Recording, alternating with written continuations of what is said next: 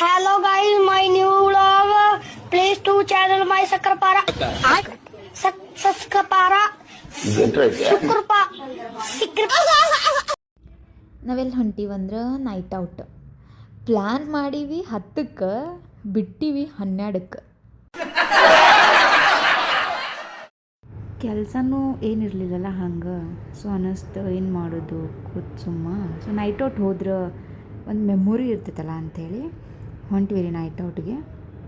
But ಮಸ್ತ್ ಇತ್ತು experience. ಅಂದ್ರೆ ನೀವು ಕಾಮೆಂಟ್ ಮಾಡಿರಿ ಹೋಗಿದ್ರಿ ಏನಂಥೇಳಿ. But don't forget to subscribe. ರೋಡದು ಎಲ್ಲ ಫುಲ್ ಸೈಲೆಂಟ್ ಇತ್ತು. ಮಸ್ತ್ ಫೋಟೋಸ್ ತೊಗೊಂಡ್ವಿ. Of course it's must and should ಅಲ್ಲ. ದಿನ ಅದೇ ಕೆಲಸ, ಹೋಗೋದು ಬರೋದು, ಟ್ರಾಫಿಕ್. ಸೊ ಸ್ವಲ್ಪ ಮೈಂಡ್ ರಿಲ್ಯಾಕ್ಸ್ ಆಗ್ತೈತಲ್ಲ. ನೀವು ಫ್ರೆಂಡ್ಸ್ ಜೊತೆ ಹೋಗಿರೇನು, ಎಲ್ಲಿ ನೈಟ್ ಔಟ್ ಮಾಡಿರಿ ಕಾಮೆಂಟ್ ಮಾಡಿರಿ. ಯಾರೇ ಹೋಗಿಲ್ಲ ಅಂದ್ರೆ ಹೋಗಿ ಬರ್ರಿ ಫ್ರೆಂಡ್ಸ್ ಜೊತೆ. ಸೊ ಭಾಳ ಮಸ್ತ್ ಅನ್ನಿಸ್ತೈತಿ. ಮತ್ತು ನೀವು ನೋಡ್ಬೋದು ರಾತ್ರಿ ಎಷ್ಟು ಮಸ್ತ್ ಕಾಣಿಸತೈತಿ ಲೈಟ್ಲಿಂದ ಸಿಟಿ ಅಂದ್ರೆ ಮಸ್ತ್ ಅನ್ಸತೈತಿ. ಡೇನಾಗ ಎಷ್ಟು ಲೈಟ್ಸ್ ಇರಲಿ ಅಷ್ಟೇನು ಎಫೆಕ್ಟ್ ಆಗಂಗಿಲ್ಲ. ಬಟ್ ಈ ವ್ಯೂ ಐತಲ್ಲ ಮಸ್ತ್ ಅನ್ಸತೈತಿ. ಮತ್ತು ವೈಬು ಹಂಗಿತ್ತು ನೈಟ್. Actually night ಹಿಂಗಿರ್ತೈತಿ.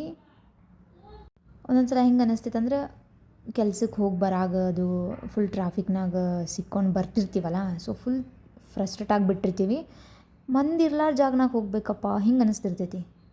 ನಿಮಗೆ ಮಂದಿ ಇರ್ಲಾರ ಜಾಗ ಬೇಕಂದ್ರೆ ನೈಟ್ ಔಟ್ ಹೋಗ್ರಿ, ಯಾರೂ ಇರೋಂಗಿಲ್ಲ. ನೈಟ್ ಔಟ್ ಬಂದಿದ್ರಲ್ಲ ಅವರೇ ಒಂದು ಸ್ವಲ್ಪ ವಾಕಿಂಗ್ ಹಂಗೆ ಹಿಂಗೆ ಫ್ರೆಂಡ್ಸ್ ಬಂದವರಷ್ಟೆ. ಅದಾದಮೇಲೆ ಅಲ್ಲೇ ಒಂದು ಕೆಫೆ ಇತ್ತು, ಹೋದ್ವಿ, ಚಾಯ್ ಕುಡಿದ್ವಿ. ಕಾಲ್ನಿ ವ್ಯೂ ರೀ ಇದು.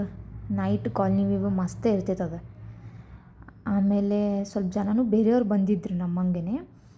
ಅಲ್ಲೇ ಒಂದು ನಿಯರ್ ಬೈ ಕೆಫೆ ಇತ್ತು, ಮಸ್ತ್ ಬಿಸಿ ಚಹಾ ಕುಡಿದ್ವಿ.